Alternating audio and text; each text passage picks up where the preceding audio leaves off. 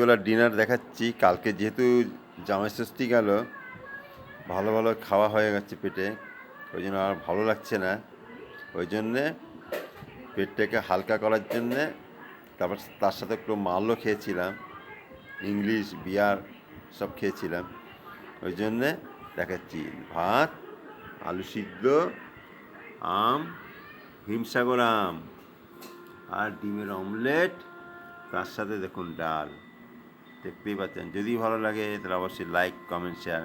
কেন আজকে একটু হালকা, কালকে মাল ফাল খাওয়া আছে তো, এই খাসির মাংস, মাছ, দই কাতলা, তারপরে চাটনি, চিংড়ি মাছের মালাইকারি এসব খেয়েছি তো, মিষ্টি ফিষ্টি, আইসক্রিম, অনেক খাবার হয়েছে। সারাটা দিন খেতে খেতে দিন কেটে গেল। ওই জন্যে আজকে আলু সিদ্ধ, ভাত, হিমসাগর আম, অমলেট আর ডাল। আম আছে বাড়িতে, এই কটা আম আছে, আম খাবো না।